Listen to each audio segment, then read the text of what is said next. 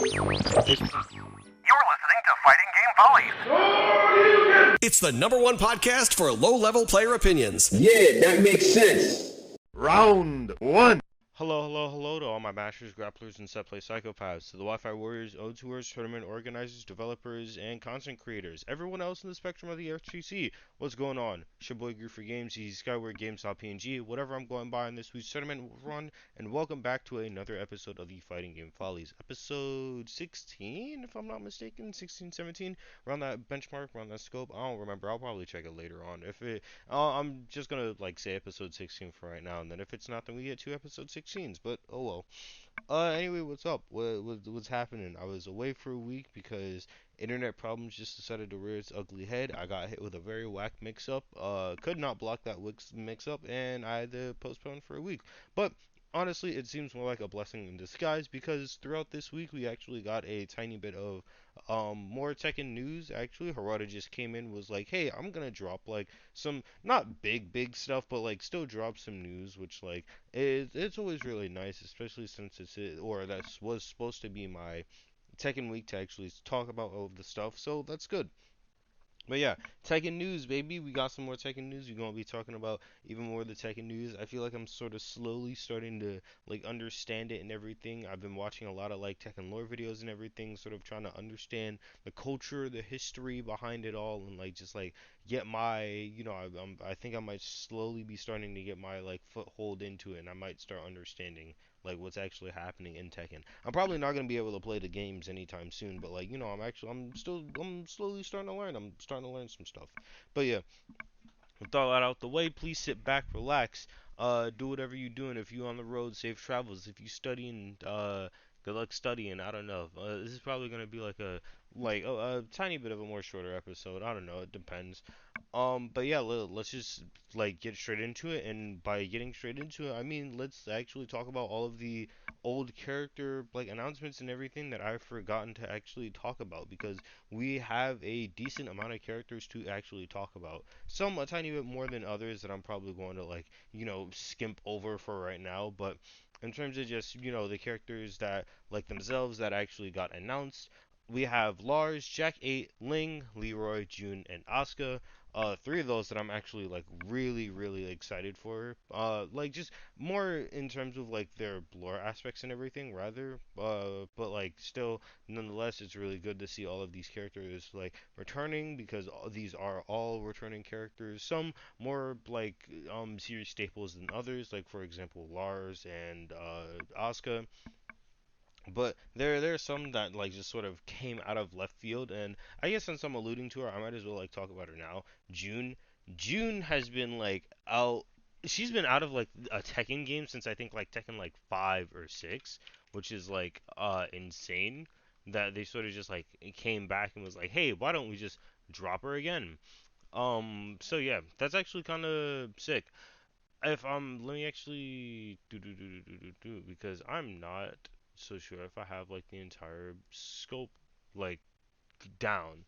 Um, but yeah, June, just know that June was very much not in a Tekken game. She was alluded to and whatnot, but she was not in a Tekken game for a good while. I think since Tekken maybe 4 or 3, if I'm not if all of my timeline stuff lines up correctly, she was not in a Tekken game since Tekken 3, which is a long time ago. That's around the time that Jin, that's when Jin was the protagonist of the series, and got his start into his protagonist role as the series protag now, since Kazuya and everything doing all that. But still, very cool to see her. Very cool to see that she's back and not dead. She's supposed to, for those who don't know, Jun Kazuma. She's the wife of Kazuya Mishima, and essentially is just she's supposed to be the I can fix him to Kazuya's Devil Gene Born style stuff that's happening. I don't think she can fix him, but oh well. But maybe she can, because she has, apparently in this entry she has angel powers or something, which looking back over it, I don't know if that was in any of her older stuff. But Oh well, we have it now, I guess. If it wasn't the older things, then like I apologize for like being stupid and not remembering this or like not having all of this stuff up like right now. Now I do have the like trailers and everything, and I'm like playing them out in the background to like sort of like refresh memories or not refresh memories, but like just like remember things and like just go over and look through it. But so far, June seems like she has a different like I guess bell and whistle for her game plan in this. So yeah, that's most definitely going to be interesting to see. Some other characters that I wanted to note: Leroy. I'm not really a fan of Leroy's gameplay per se, and like the tiny bits of gameplay that I have actually played of him, but I'm kind of I'm glad that he's here. Leroy seemed cool when he dropped in Tekken 7, and I think actually was like the character that one like I didn't get into Tekken because of him, but like I sort of started paying more attention to Tekken because of Leroy. I don't know what his whole deal is. I think he might be like a more like famous practitioner or something, especially since he has a bunch of like stuff up in like Times Square. Like he literally has a statue with him and his dog. So yeah. And he's also literally called the Grandmaster of Drip. You have to respect him for that, bro. Like come on. Give respect to my boy Leroy. But nah, he seems cool. I sort of can't really tell what his whole like game is, but I'll probably like understand it more once he actually drops, and hopefully we get a like really good tutorial mode in Tekken 8 to you know give like tutorialize these things and like tell us like characters and whatnot. But I don't know. One thing to actually note about Leroy, however, is sort of like what's been pushing for like a lot of or for like certain characters in Tekken 8. He has his I think this is a cane or staff or something that's like a part of his move set. This looks sort of like a bow staff if I'm not mistaken. But this is actually really like is this his cane? Yeah, this is his cane. It's very long for some reason. But he has his cane, which is like baked into his moveset, which, like we've been discussing before, a lot of characters are getting like sort of weapons and stuff baked into their movesets. I don't necessarily know how this is going to be balanced per se, but just the fact that it is here is sort of interesting because, like everyone else, he did not have something like this in Tekken 7. I'm like 85% sure of that. Like, he didn't have like a giant king swinging move like this in Tekken 7. I'm honestly kind of wondering what other characters are going to get like a sort of like weapon thing like this. If it's just going to be the characters that explicitly do have something that's like tied into it, or have explicitly been shown to use something like this in the like story modes and everything. I'm not sure. I don't really know what Harada's whole like deal is, or like what his thought process is going for in terms of like designing these character movesets and everything. But the fact that it is here, it already like is sort of showing as a staple to be more of like this. All right, yeah, cool. Tekken 8 is going to be doing a tiny bit more of an experimentative thing in terms of its move sets and doing things like adding like longer reach buttons and everything, and like just like making the move sets and everything a tiny bit more different and diverse from like their Tekken 7, 6, 5 counterparts. So yeah, that's cool. Leroy's cool. I'm sort of rocking with Leroy. I think he's a really cool chap. I think he's a really cool fella. He is most definitely the master of drip, and everyone should like most definitely put respect on his name. Jack 8, I don't really care about. It's Jack 8. It's like a mass-produced robot. Don't really care about. Ling Zhao also don't really care about. I know for a fact. I think Corey Gaming actually plays Ling in Tekken 7. I'm not sure. I feel like he does because I remember something like that being in one of his videos. So yeah, props to Ling for being in the game. No one was really surprised of that though. Who else actually? Ooh, Asuka, Tomboy. Everyone's like favorite like sort of tomboy like staple character. She's in 3 games in a row, five or was she in 6? I'm not sure. I might be honestly just speaking out of my ass with this one, but whatever. She's back. She's here for another entry. She's here again for the game. She looks like Daffy Duck. I don't understand what this whole like fit is. This is not the sauce that like I was expecting for her. But oh well.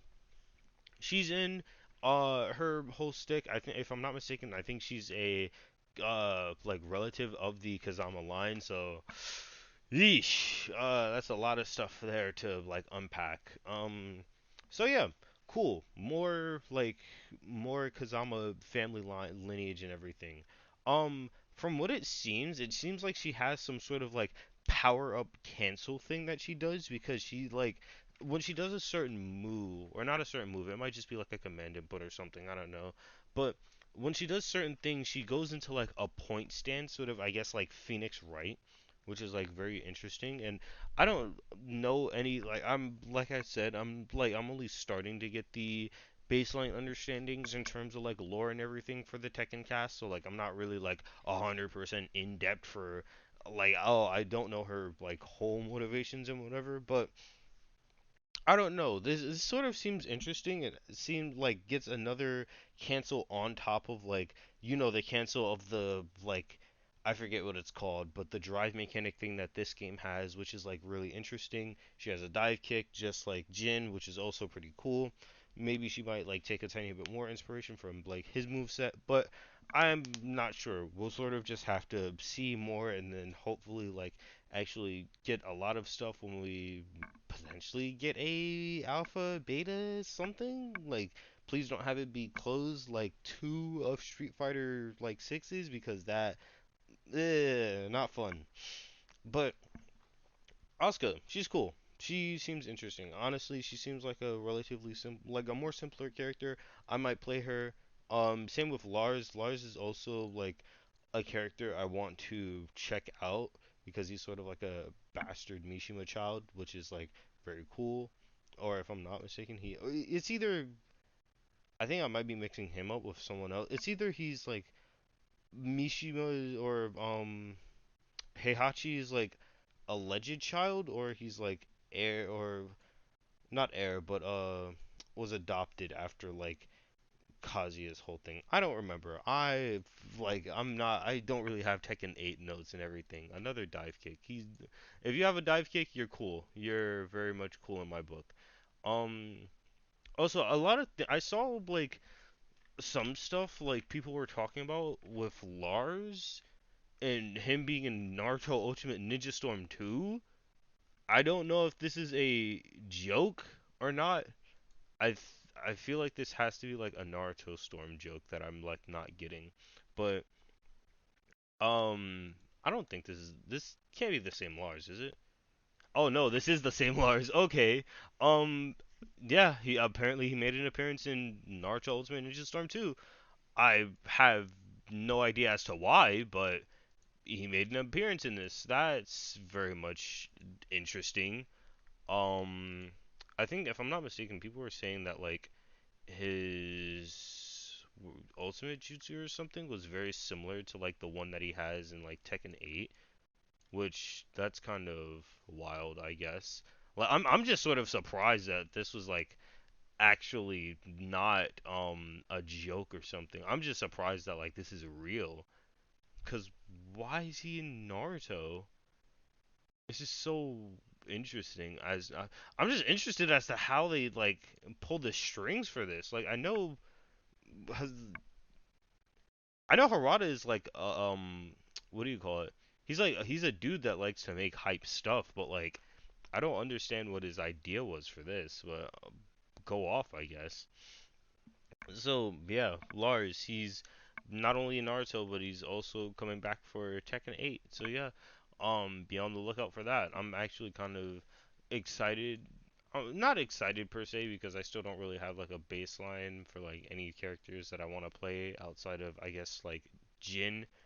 And like hopefully Lucky Chloe, maybe she gets base roster. I don't know, man. We might talk about that in a tiny bit. Who knows? But Lars game, June game, Leroy and Asuka. Those are the characters that I'm like really looking forward to, and the ones that I'm like really going to like be like sticking my nose out for and like seeing if anything like in particular and particular actually happens with them.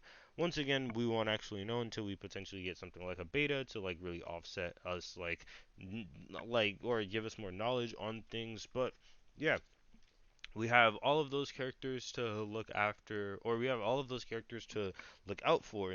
So I'm really excited for that. We got even more characters. I sort of want to get a screenshot or like like an image or something of just like what the character select screen is actually going to look like. I would really enjoy that. Mostly because I just want to see like what Tekken 8's whole aesthetic is going to be in terms of like colors and like UI design and whatnot. We'll probably get that soon. I have no doubt that like maybe in like some another like big tournament or something that comes up, or maybe it might be as like I'm not gonna say far, but like maybe it might be something around like Evo time because that seems like the best spot to like do some sort of announcement as it always is. So we might maybe get something like close to that where like there might even be a booth that like actually plays it. Who knows? But we have all of that to look forward to. So if you're a Tekken fan, all of these characters are dropping. If you are going to play any of these characters, then by all means, more power to you. I just really want Lucky Chloe, and if I don't get Lucky Chloe or like some sort of crossover character that I'm really hyped for or something, I'm probably just gonna play Jin. But I just want to play Lucky Chloe. I want to play Lucky Chloe, and then if not her, Jin. If not Jin, I don't even know who else. I just know that it's probably gonna be those two, and then if not those two, then I might not even play the game. Who knows? Round two. Alright, so after getting through that entire like character trailer stuff and everything, now we actually get to talk about the stuff that dropped recently. Or recently, I mean a couple of days ago, because Harada, in whatever like dispute that you wanted to call it, whatever like crazy Uncle Harada has, I guess, sort of blessed us with more Tekken 8 knowledge. He just like sort of I don't even know what happened, but like dude just sort of went on Twitter, started quote retweeting and like just answering a bunch of questions that people had. It was kind of wild, like just seeing all of this like sort of unfold. Um, so just looking through this, it's kind of funny because like you can most definitely tell that these are questions that like he's saying from like his own point of view, and like it's not like scripted PR stuff. Like he even says, hold up, because there is one tweet here where he's like, oh, yeah, right here. He, his very good catchphrase. So shut up and sit the hell down. All Tekken fans like love that one. But honestly, some of this stuff is just sort of kind of insane. How dude just like was like, "Hey, I'm gonna drop a bunch of news on Twitter," and then he did, and we just got blessed with a bunch of this stuff on the 8th. We got a lot of news on his whole like, I guess, ideas and like development and everything and whatnot. So I guess we should just like start talking and going through like what his overall like scope and everything is, and like just like all of the questions and stuff that was asked. So first off, there's one here. Like this is the first quote retweet that I can like see, and the first one here, it's basically someone asking, or like it's someone essentially being like hypothetical, but let's say Harada asks you to design a character, what would be your dream like rendition of that character? And then he actually responds, in fact, this has already happened several times. I asked an overseas university student who came to Japan to study abroad to supervise a character. Also, although I haven't announced this yet, I ordered a default costume design from an overseas artist I happened to find on SNS. So, just overall, his whole thought process, I guess, in like sort of integrating the overseas community in like the game's development and everything. That's really sick. I'm really enjoying. I think that's really cool. I feel like more developers should like not necessarily do stuff like this because you can get some really weird cats who like can really mess with the vision, but like honestly, something like this is really sick. I think this is a really cool idea, and I feel like this sort of like bridges the gaps between like the communities, which I think is very much like a really cool idea. And I really do want to see more game developers do some stuff like this. But then again, Harada's not he's not weird, but like he's very much like if I want to do something, I'll do it. So I sort of don't, or I'm not sort of surprised that he would do something like this. He is very much a headstrong, if I want to do it, I will go and do it type of person. So like him asking an overseas like university student to like oversee like character development or something, it's not necessarily out of his ballpark. It's just the fact of like admitting to it is very interesting, and I really do wonder if other like big time like game developers are going to do more stuff like this. especially since we already have been getting like community feedback and things like just balance changes and everything, which is like I guess sort of like the patient zero of what this is. But I digress. We can talk more about this later, depending on if he decides to just bless us again with even more news. Who knows? Next up, where is it? Yep, crossplay. Very big question. A lot of people are asking for crossplay, especially since games nowadays are either launching just straight out the gate with crossplay, or are like getting crossplay like around the same time of their launch period. We're not gonna talk about Arena Ultimax because that was a flop and ultimately killed the game. Still very sad about that. But big question. Crossplay. Is it is it coming? Is it like happening? What's the deal with crossplay? And Harada responds, crossplay, of course I will. By the way, when the previous generation of consoles were released, I had already proposed crossplay between the two platforms. He's talking about Tekken 7 here. However, at the time, they were at odds with each other over their mutual interests and P2P security issues, repeatedly refused. So, mutual interest, we can sort of read what the elephant in the room is. They're talking about money. It's specifically Sony that's like trying to get their whole cut and like getting into it. But just the fact that like crossplay is like sort of a confirmed thing, crossplay, and as he talks about in a another tweet, where is it, rollback, as he talks about it in his like rollback and crossplay tweets, like very much just things like these should like drop on the start of a game's lifespan, and we're like slowly starting to see how good it is in terms of like preserving the game and getting the entire community together. Gear just recently dropped with its like crossplay for Xbox. However, like Gear's been going through a very rough spot as of recent, and they are trying to fix that. Street Fighter 6 and natively is dropping with crossplay and rollback.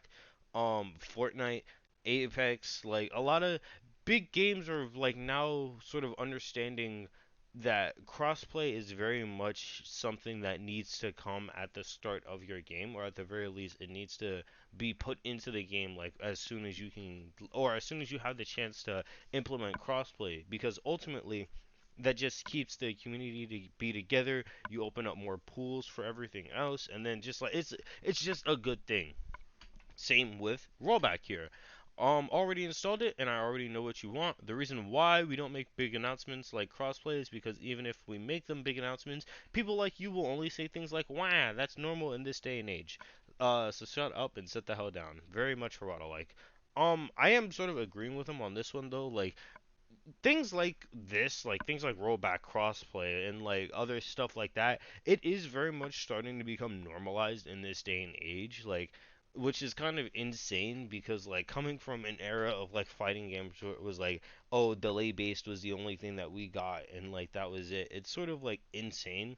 And it sort of also just like goes to make you wonder what is the overall like end, or not end goal per se, but like how far can we take this rollback and crossplay like boat, I guess. Like for example, because Smash is I think one of the only like few games that still runs on a delay based system if I'm not mistaken. But like is Smash going to get, obviously not crossplay, but like is like the next Smash game potentially going to get something like akin to rollback? Because that would be, I think that would be something insane if Smash were to do like a more traditional like move and like get something like rollback. I think that would be absolutely crazy. But yeah, I do understand where he's coming from. Rollback, crossplay, things like that. They aren't necessarily like the hugest of announcements possible, and it's not like, obviously it's not something that you go and announce at like a super big tournament or like anything else. But oh well, I can sort of understand where he's coming from with this one. So yeah. And then he also goes to say, "Oh, if someone asks me the same question about what I answered already today, please write their account name in the death note." um, Matt Harada, he's just that is a cookie. That is very much a cookie, a very interesting flavored cookie. But yeah, there are a lot more tweets and everything that I am going to like talk about relatively shortly. But just off of the notion of like crossplay and rollback being like sort of things that they are going to be doing from the start, I'm actually really like happy about, because other games that like sort of were initially delay based and then they started like moving towards rollbacks. So for example, Street Fighter 5 and Tekken 7, their rollbacks were not that good. They weren't really the best. Tekken 7's especially, because a lot of people were talking about how bad that game's netcode is. But let's hope that they learn from their mistakes. They learn from the people who have been like implementing rollback like in a very well way. Like for example, Skullgirls. I like almost never have issues with Skullgirls. Gear had amazing rollback at the like start. Its netcode was amazing, and then it just sort of like flopped. Which I really don't understand how, but oh well. Um, games in this day and age, they're getting really good rollback. They're like we're slowly like getting away from that delay based era. Where if you don't get delay based, then your game's most likely going to like die on release or something. Which like I said, Persona 4 Arena Ultimax and Heritage, or not Heritage for the Future, but All Star Battle. It didn't necessarily die on arrival, but like it did not get the um player base that it deserves, because that game is like actually a really solid game, but they were just so head fast and like, oh, we're gonna stick with delay base, so no rollback, and then boop. So yeah, I barely see people talk about it unless they're a fan of the game, but I digress. Just really good announcements from Harada here. Other stuff that like I guess we can talk about now. Round 3. So I guess the next and the final point that we should actually talk about is, or it should be like the two other bigger things that Harada just decided to drop. You know, slightly throwing some shots at Street Fighter and just like Street Fighter 6 in general, because someone asked how many characters should we expect for Tekken 8 at launch, and Harada's response is, I think it's a lot more than Capcom-san, obviously referring to Street Fighter 6, which currently has 18 characters at launch. If I'm not mistaken, I think Street Fighter 5 only had 16 characters at launch, and Tekken 8 or Tekken 7 had like I think 36. So yeah. Of course, character modeling, rigging, and costumes designs are all new assets, so it's hard work. That's why we're trying to increase the number of launches.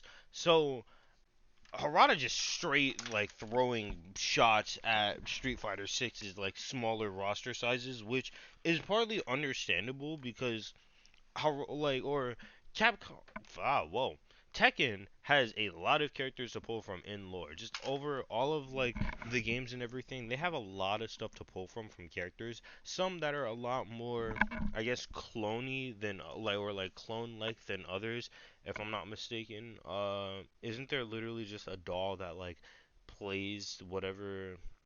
If I'm not mistaken, I think like the original Double Jin, he just used to be like an old rendition of Jin's playstyle, and then like there's the regular Jin, which was like the newer rendition of his playstyle. Um, I know not Jinpachi, but I know that the not the Monokuma, whatever the like wooden doll was, he was like just a sort of like joke character similar to like 12 or 11 from Street Fighter like 3, or more like 11 from Street Fighter 5. And I'm trying to think. There's someone. I think it might be the panda and the bear. I'm not sure, but there are a lot of characters who play like very similar to each other, or like there are a lot of characters who are just straight like clones of each other. So it is very much easier to pump out characters for Tekken, especially since like they can just use similar like I guess similar assets and everything, and they don't really have to do like all too much work as opposed to like how a 2D game would work, and like how more difficult it is to get characters and everything like that. However, like Karada says, character modeling, rigging, and costume designs are all new assets, so it's very hard work. Which is also sort of referring to an older thing that he said like in the past, like around the time when Tekken 8 like first got announced, which was the fact that like they're going to be taking on a lot of newer stuff on this project as well, and won't be reusing any assets. So that sort of like not necessarily speaks cadence to my point, but still that is something to keep in mind. So yeah, yeah, a lot more characters than Capcom. We don't necessarily know what like scope of a number that's going to be put on.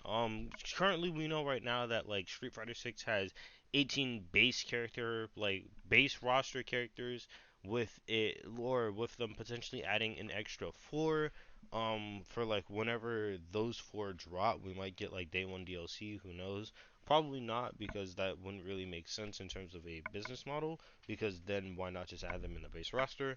But we like either way, there's going to be like a solid like 20-ish characters for Street Fighter 6. And then with Harada saying that there's going to be a lot more than 20 for Tekken 8, like it's sort of already speaking volumes to it, or like it's sort of speaking to how large this game's like roster can like truly be. Because we already saw with like Tekken 7 how there were so many like just random breakout stars, but like just not only both in the DLC but also in the base roster as well. Because like I don't know if you guys remember, but Akuma, Street Fighter's Akuma was just randomly brought into the base roster for Tekken 7 because he was like, "Oh, I was tasked by your wife to kill you a long time ago, and I just didn't feel like it." So yeah, that sort of he just sort of decided to show his head and like do his whole thing, whatever. But I don't know. Depending on how Harada might want to take this, he might potentially do like another 36. He might do 45. We really don't know. We do know, however, that like Tekken 7 did start with 36 and then ended off with 51. So just ballparking it a tiny bit, we're probably not going to get like I want to say like we might get 40 characters, 40 to 50-ish. I don't know. Cuz looking at all of the characters that we got for Street Fighter 5, it's 16, and then we also have, I think it was either 5 or 6 for each season, right? Yeah. We get 6 for each season on top of the 16 for the base. My horrible math skills are about to show. Give me a second here.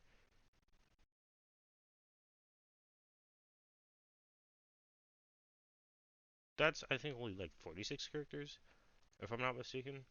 Uh, I'm not gonna check my math. If that's wrong, then whatever. That's staying in the video or that's staying in the recording.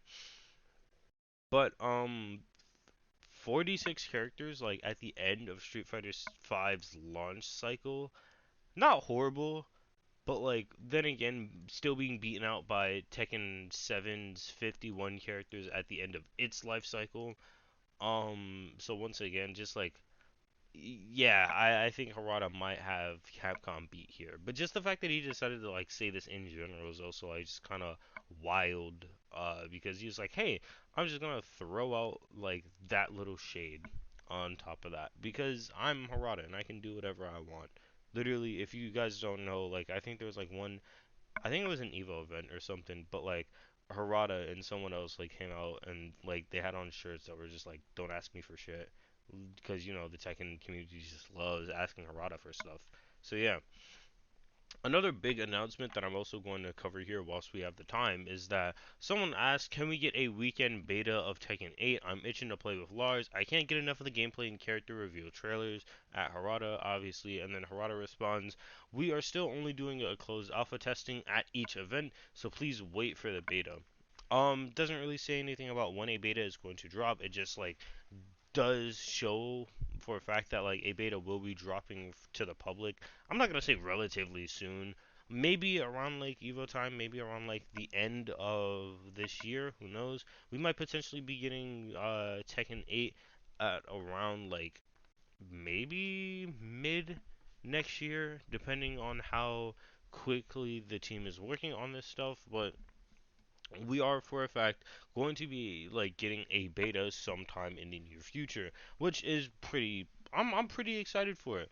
I might finally be able to like eat my words in terms of this whole like aggression only playstyle that Harada and the team has been like showing off and everything. So maybe that beta will come and like change my mind in terms of like what I actually think about the balance for it, or if I like still think that there should have been like some sort of defensive option that like is also put with like their a rage meter thing. I forget what it's called like every time, and I just like call it something else. But I digress. That's Harada going crazy on Twitter. That's him like spewing all of his stuff.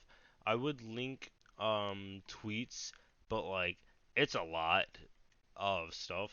So yeah, I know that if I'm not mistaken, Rofomonger. Well, actually, yeah, Rofomonger does have a video up talking about that.